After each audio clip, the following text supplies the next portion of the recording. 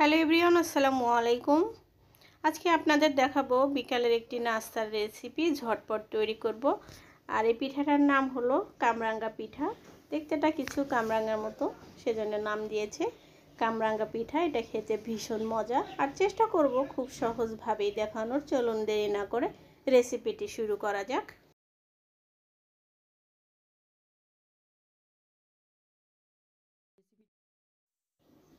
প্রথমে এইখানে আমি 2 কাপের মতো ময়দা নিয়ে নিচ্ছি, আর এটা আমি ময়দা দিয়ে করব। আপনারা চাইলে আটা দিয়েও করতে পারেন, তাতে কোনো সমস্যা নেই, কিন্তু ময়দা দিয়ে করলে বেশি ভালো হবে।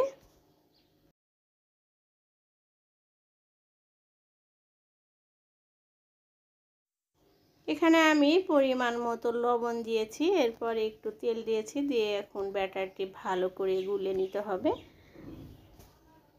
আর এটা বেশি শক্তও করা যাবে না, আবার খুব একটা বেশি নরম করা যাবে না। প্রথমে আমি একটু পানি দিয়ে ভালো করে গুলে নিচ্ছি।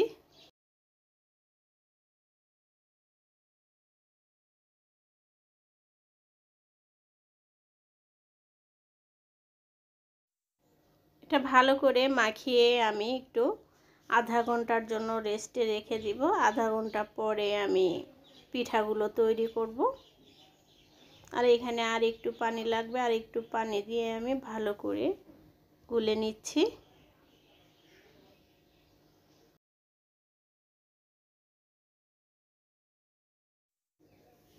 আধা ঘন্টা পর আমি এখন পিঠাগুলো তৈরি করব। আর এটা এখন আমি ভালো করে বেলে বড় সাইজ করে একটা রুটি বানিয়ে নিয়েছি। আর রুটিটা একদম আমি পাতলা করেই নিব, কারণ পিঠাটা তৈরি করতে গেলে অবশ্যই পাতলা করে গুলে নিতে হবে। আর এখানে আমি কুকি কাটার নিয়ে নিচ্ছি। কুকি কাটার দিয়ে আমি পিঠাগুলো এখন কেটে নিচ্ছি। আর আপনারা এই কুকি কাটারটি দারাজে অর্ডার করলেই পারবেন, আর খুবই কম দাম। এখানে আমি আগে সবগুলো কেটে নিচ্ছি।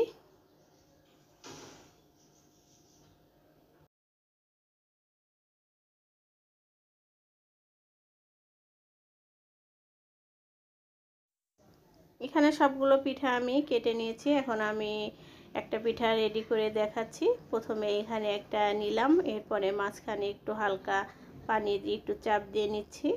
এরপরে আমি আরেকটা দিয়ে দিচ্ছি। এখানে আমি 3টা দিয়ে কামরাঙ্গা পিঠাটা তৈরি করব।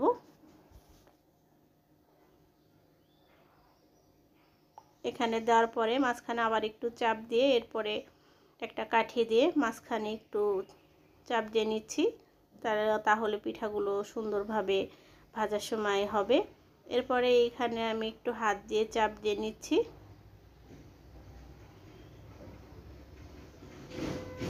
এরপরে একটু কাঁটা চামচ দিয়ে একটু ভালো করে চাপ দিয়ে নিলাম, যেন পিঠাগুলো খুলে না যায়। এইভাবে আমি সবগুলো পিঠা তৈরি করে নিচ্ছি।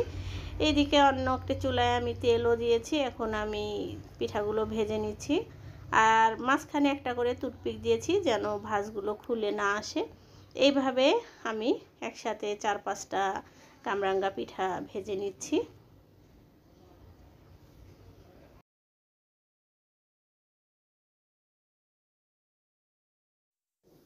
আর এখানে পিঠাগুলো একদম মিডিয়াম আঁচে ভাজতে হবে, যেন ভিতর থেকে সুন্দর একদম মুচমুচে হয়। আর এই পিঠাটা কিন্তু বিকেলে নাস্তা হিসাবেও খাওয়া যায়, চার সাথেও। আর এমনিও আপনারা বানিয়ে নর্মাল ফ্রিজেও রেখে দিতে পারেন। আর নর্মাল ফ্রিজে রাখলেও কিন্তু অনেক দিন মুচমুচে থাকে। অনেকেই হয়তো ভাবে যে ফ্রিজে রাখলে খাবার নরম হয়ে যায়, না, একদম সুন্দরভাবে থাকে। এখানে সবগুলো কামরাঙ্গা পিঠা ভাজা হয়ে গেছে। আর দেখতেই পাচ্ছেন কালারটা অনেক সুন্দর ব্রাউন হয়েছে। এই পর্যায়ে আমি পিঠাগুলো নামিয়ে নিচ্ছি। আর আগে থেকে আমি একটু চিনি শিরা করেছিলাম, সেটা আর দেখাইনি। চিনি শিরা আসলে ওইভাবে দেখানোর কিছু নেই।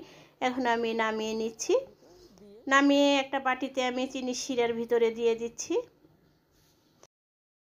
আর এখানে আমি শিরাগুলো একটু ভালো করে লাগিয়ে নিচ্ছি। একদম রসালো কামরাঙ্গা পিঠা তৈরি হয়ে গেছে। এটা দেখতে কিন্তু খুবই সুন্দর হয়েছে, খেতেও ভীষণ মজা হয়েছে। যারা এখনও খাননি অবশ্যই তৈরি করে দেখবেন। আর পিঠাটা বানাতে কিন্তু খুবই সহজ, খুব একটা বেশি ঝামেলা নেই। আর যদি রেসিপিটি আপনাদের ভালো লেগে থাকে তাহলে অবশ্যই একটি লাইক দিবেন এবং আমার চ্যানেলের সাথেই থাকবেন। আল্লাহ হাফেজ।